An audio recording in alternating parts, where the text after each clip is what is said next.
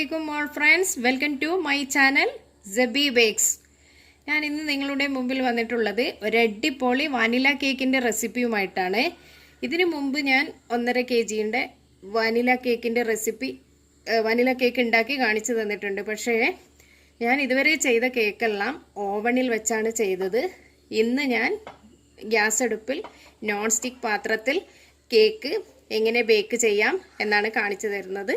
അപ്പോൾ നമുക്ക് അതിനാവശ്യമായ സാധനങ്ങൾ എന്തൊക്കെയാണെന്ന് പരിചയപ്പെടാം.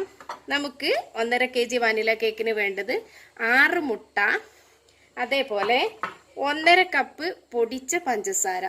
അത് ഓപ്ഷണൽ ആണ്, നിങ്ങൾക്ക് വേണമെങ്കിൽ പൊടിക്കാതെയും ചേർക്കാം. ഞാൻ എഗ്ഗ് ബീറ്റ് ചെയ്യുമ്പോൾ 1.5 കപ്പ് പഞ്ചസാര പൊടിച്ചാണ് ചേർക്കാറുള്ളത്.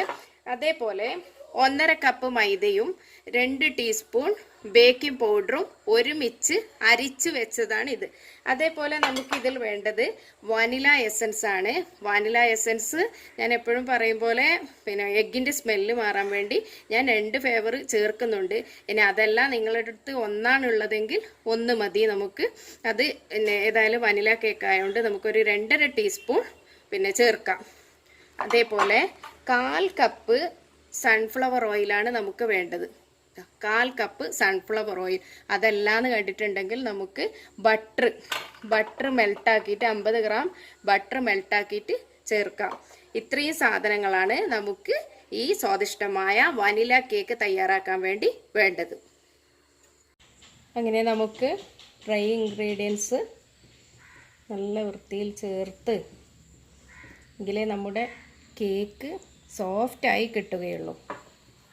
പാല് ചേർത്ത്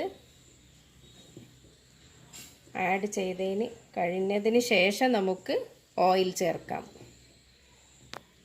നമുക്ക് ഓയിൽ കുറച്ചായി ചേർത്ത് കൊടുക്കാം. സൺഫ്ലവർ ഓയിൽ നേരത്തെ 1/4 കപ്പ് എടുത്തിരുന്നല്ലോ, അത് നമുക്കിതിൽ കുറേശ്ശെയായി ചേർത്ത് കൊടുക്കാം. ഞാൻ നേരത്തെ തന്നെ ഈ പാത്രം ഞാൻ നിങ്ങളോട് പറഞ്ഞില്ലേ, ഇന്ന് നോൺ സ്റ്റിക്കിൻ്റെ പാത്രത്തിലാണ് ഉണ്ടാക്കുന്നതെന്ന്. നമ്മുടെ നോൺ സ്റ്റിക്ക് പാത്രം 10 മിനിറ്റ് മുമ്പിലേ ഗ്യാസിൽ ലോ ഫ്ലെയിമിൽ വെച്ചിട്ട് ഉപ്പിടണം. കുറച്ച് ഉപ്പിട്ടിട്ട് അതിലേക്ക് ഒരു തട്ടി വെച്ച്, ഇങ്ങനെയാണ് ഞാൻ ചെയ്യുന്നത്. കേക്ക് പാത്രത്തിൽ തട്ടി വെച്ച് നമുക്ക് നേരത്തെ എഗ്ഗ് ബീറ്റ് ചെയ്ത എഗ്ഗിലേക്ക് നമ്മൾ മൈദയും പാലും ഓയിലും എല്ലാം ആഡ് ചെയ്ത് കൊടുത്തതിന് ശേഷം ഈ പാത്രം നോൺ സ്റ്റിക്കിൽ വെക്കുന്നത് പോലെ തന്നെ എയർ കളഞ്ഞ് ഈ പാത്രം നമുക്ക് ഈ നോൺ സ്റ്റിക്ക് പാത്രത്തിലേക്ക് ഇറക്കി വെക്കാം. ഏകദേശം ഒരു 40 മിനിറ്റ് ഇത് വേണ്ടി വരും, ഇത് ബേക്കായി വരാൻ വേണ്ടി. അതിൻ്റെ ഇടയ്ക്ക് നമുക്ക് ഒരു അരമണിക്കൂറാകുമ്പോൾ തന്നെ മണം വരും കേക്കിൻ്റെ. അപ്പോൾ തന്നെ നമുക്ക് നോക്കാം. ഇനി നമ്മുടെ നേരത്തെ ഗ്യാസിൽ ബേക്ക് ചെയ്യാൻ വെച്ച നോൺ സ്റ്റിക്കിൻ്റെ പാത്രത്തിൽ ഉപ്പിട്ടിട്ട് ബേക്ക് ചെയ്യാൻ വെച്ച കേക്കാണ് നിങ്ങൾ കാണുന്നത്. ഇത് ഞാൻ 2 ലെയറാക്കി മുറിച്ചിട്ടുണ്ട്. നല്ല അടിപൊളി സോഫ്റ്റ് കേക്ക് തന്നെയാണ്.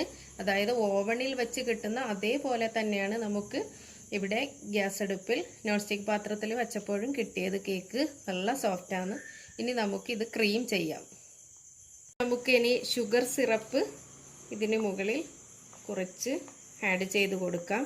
അതിന് ശേഷം നമുക്ക് ക്രീം ഇടാം. നമുക്ക് ആദ്യത്തെ ലെയർ, കേക്കിൻ്റെ ഫസ്റ്റത്തെ ലെയറിൽ ക്രീം തേച്ച് തുടങ്ങാം. ഞാൻ റിച്ചിൻ്റെ ക്രീമാണ് ഇതിന് യൂസ് ചെയ്തിട്ടുള്ളത്. അതിലേക്ക് ഞാൻ പിങ്ക് ജെൽ കളർ ആഡ് ചെയ്തിട്ടുണ്ട്. റിച്ചിൻ്റെ ക്രീം ഭയങ്കര ടേസ്റ്റാണ്. നമുക്ക് നമ്മുടെ കേക്കിൻ്റെ ഡെക്കറേഷൻ ഏകദേശം പൂർത്തിയായി.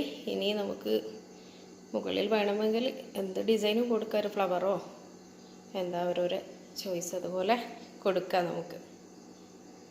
ഇൻഷാല്ലാ ഇതിപ്പോൾ ഫ്രിഡ്ജിലേക്ക് മാറ്റി കുറച്ചൊരു അരമണിക്കൂർ കഴിഞ്ഞതിന് ശേഷം നമുക്ക് ഫ്ലവർ ഡിസൈനാക്കി ഇതിൻ്റെ മുകളിൽ വെക്കാം. ഇതാണ് ഞാൻ ഈ 1.5 kg വനില കേക്കിൻ്റെ കൂടെ വേറൊരു 1.5 kg വനില കേക്ക് ഉണ്ടാക്കിയെന്ന് പറഞ്ഞില്ലേ, ഇത് 2 ഓർഡർ പ്രകാരം ഉണ്ടാക്കിയതാണ്. ഇതാണത്. കളറൊക്കെ ഏകദേശം ഒരുപോലെ തന്നെയാണ്. ഫ്ലവർ ഡിസൈൻ കൊടുത്ത കളറ് കുറച്ച് വേറെയാണ്. അപ്പോൾ 2 കേക്കാണ് ഞാനിന്ന് ചെയ്തിട്ടുള്ളത്.